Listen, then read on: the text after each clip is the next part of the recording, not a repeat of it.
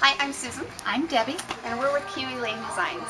Most of you know that we're paper addicts. We love paper so much that we even braved the elements, drove through a snowstorm to come and shop at our local scrapbook store to buy some paper for some layouts that we're working on.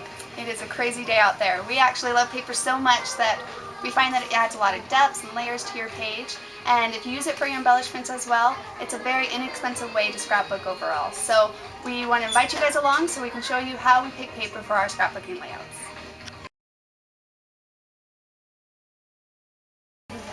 There's a couple things to keep in mind when you're getting started to pick out paper. If you have pictures in mind that you need to scrapbook still, what I like to do is I like to print one picture off that represents that event very well, and use this when I go to the store to help pick out the paper so I get the colors and the themes right that I need to use for this event.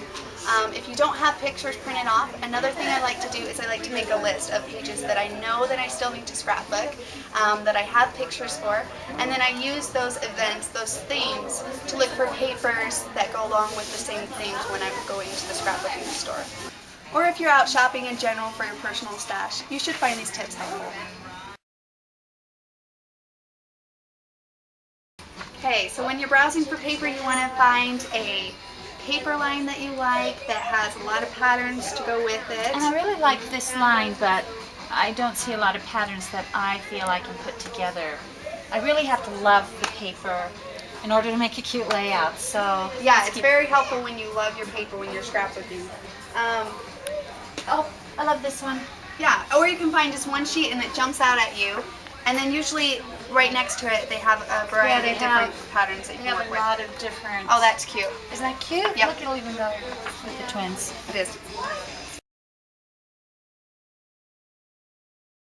So this is the line of paper that jumped out at me, the piece of paper that jumped out at me when I was walking down the aisles. I really love this paper. It's got some fun colors to it, and it looks like it's Bo Bunny's line. And they have a lot of different patterns. That's what I look for when I'm trying to do a layout. I like to use a lot of different patterns in my layouts.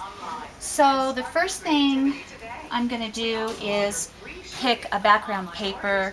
And I like to pick kind of a subtle. Yeah, this wouldn't work for a background paper. It's too busy. It's kind of busy and bold. But it's always kind of nice to save your favorite pieces to layer on top for your borders and stuff. So I'll use this on a top layer, but I need to find a background paper. I love this polka dot. I love polka dots. It's cute. Love polka dots, but I think it's a little bright. How about this one? See, that's kind of, oh look, it goes really well together. Neutral, yeah, it's cute. Okay, I really like this for the background paper. I like this stripe too, but that could work for a background. Yeah, that could work for a background. It goes with the other colors. We'll see. Let's put them together. Okay. I don't actually like these two together though, so we'll probably use either break them up with the different patterns. Let's try. I like this for the subtleness for the background. Hold that. Okay. I like that one. I like the two of these together. I would make a layer out of that one over the background. But I love this. I love this. Look how cute that is together. It stands out very well. Wow. Okay. So those would be nice as the layers. I would like one more pattern. Oh, give me this one back.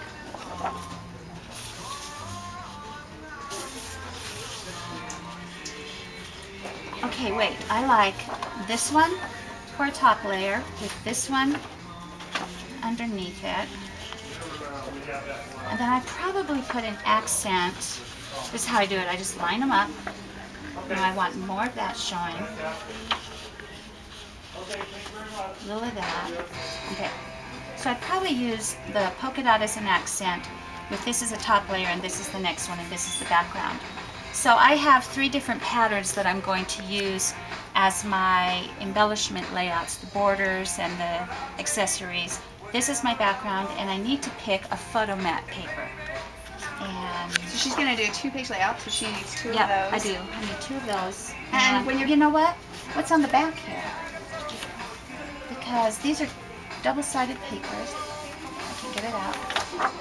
Now that's very similar to that pattern. That would be too much for me. Maybe it'd be too busy. We usually end up on the floor spreading papers out. So. Round to register 1 for customer service, please. Round to register 1, thank you. Oh, look at that. That's cute, and that's the same one. It's the same as my background, but the flip side I think would work great for my photo I love mats. double-sided paper. Look how cute. So make sure you check the backs of each one.